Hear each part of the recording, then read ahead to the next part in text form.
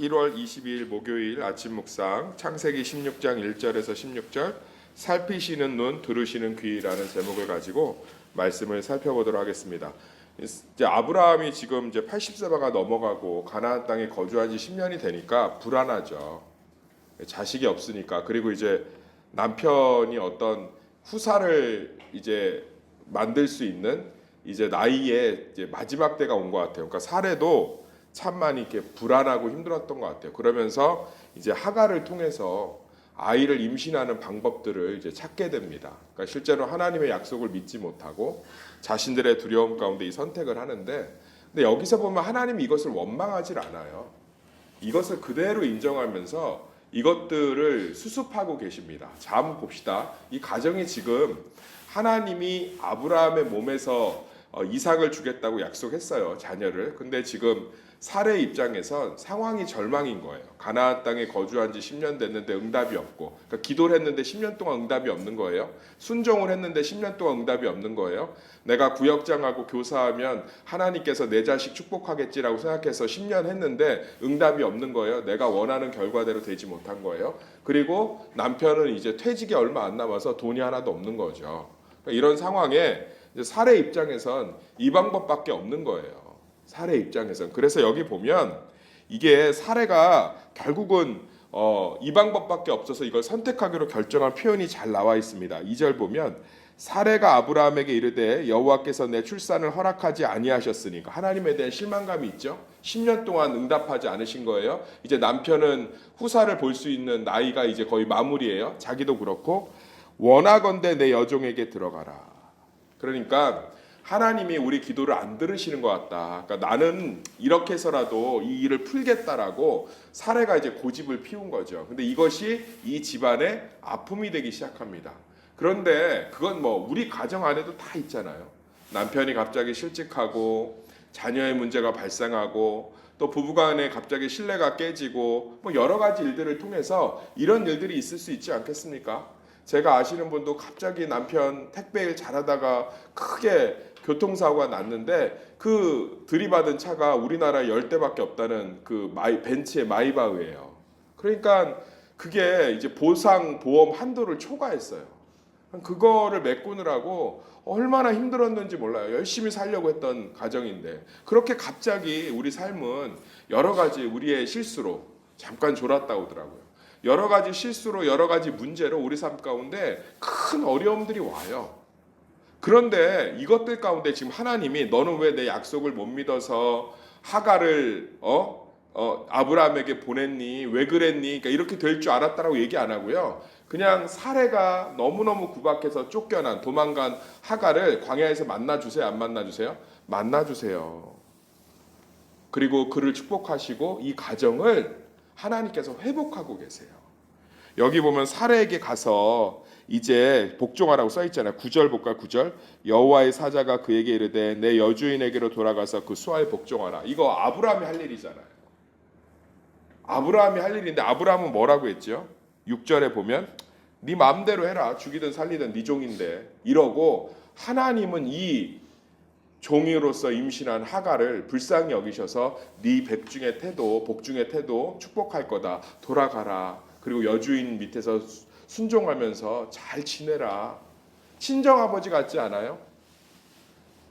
좀 큰 어른 같지 않아요? 아브라함의 나이가 이스마엘을 낳을 때 86세인데 어린아이 같아요. 사람은요 아무리 나이를 먹고 연로해져도 죄인인 줄 믿습니다. 그런데 하나님만큼은 이 가정의 모든 슬픔을, 실수를 수습해 가고 계세요. 이걸 믿으시기를 소망합니다. 우리는 내가 실수하면 하나님이, 내가 잘못하면 하나님이 막 어떻게 할 거라고 생각하는데 이 가정의 실수만큼 큰 실수하는 사람은 어디 있겠어요? 둘째 부인을 드리고 거기서 어떻게든 하나님이 약속한 거 믿지 못하고 딴 방법 쓰고, 그리고서는 또 임신하니까 서로 막 악다구니를 하고, 남편은 또 그거 보면서 무기력하게 뭐 뒤에 앉아갖고 니네 둘이 해결해 이러고 있고, 결국은 자기 아들을 임신한 여자가 쫓겨나고.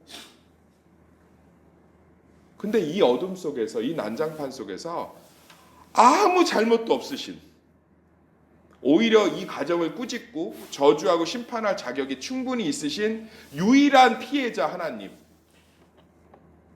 약속을 믿지 못해서. 근데 하나님이 이 가정을 하나하나 수습해 가고 계세요. 너무 좋지 않나요? 이 하나님이 우리 가정의 호주 되시는 줄 믿습니다. 이 하나님이 아브라함과 가정과 같은 우리의 삶 가운데 함께 계시는 줄 믿습니다. 아니 어떤 분들은 막 이거 갖고 이렇게 설교하더라고요. 아브라함이 약속을 믿지 못해서 결국은. 근데 하나님은 그 얘기를 한마디도 안 한다니까. 아니 정작 해야 될 하나님은 이거에 대해서 별로 말을 안 해요. 별로 말을 안 해. 그냥 묵묵히 수습해 가요. 묵묵히. 하나님이 바보여서? 아니요. 하나님이 우리를 아시기 때문에. 할렐루야. 우리를 아시니까. 유아실에서 아이들이 장난치면서 물건 깨트리고 부수고 하면 화나요? 안 나죠? 1살, 2살짜리들이 뭘 알겠어요. 신방을 갔는데 우리 연우가 얼마나 잘 안기는지 몰라요. 연우가 저한테 안 껴서 그러지 않았지만 예를 들어서 뭐를 제 옷에다 흘렸다고 해도 그걸 막 화를 냅니까? 아유 그 갓난아이가 뭘 알겠어요. 그거 자체도 귀엽지. 하나님이 우리를 장성한 사람으로 보지 않습니다. 하나님은 우리를 연약한 자로 보시는 줄 믿습니다. 그래서 자신의 은혜를 한없이 베푸셔서 우리가 만든 난장판을 하나님은 묵묵히 수습해 가시는 거예요. 은혜를 베푸시는 거죠. 사랑하는 성도님들, 우리는 우리의 삶을 내가 책임지고 있고 하나님이 내가 완성된 자라고 생각하기 때문에 심판하고 판단하고 꾸짖을 거라고 생각해요. 성경대로 하나님을 믿으시길 소망합니다. 하나님이 성경을 주신 건 그렇게 오해하지 말라고 주신 거예요. 이 집안에서 하나님만 합리적이세요. 임신한 거 어떡하겠니? 데리고 살아야 되고 키워야지. 나중에 또 문제가 발생하죠. 그럴 땐 이제 어떻게 해요? 이제 다 자랐으니까 얘는 내가 책임질 테니까 내보내라. 진짜 무슨 친정아버지처럼 뭐 이 집안의 진짜 가장은 아브라함이 아니고요. 하나님이신 줄 믿습니다.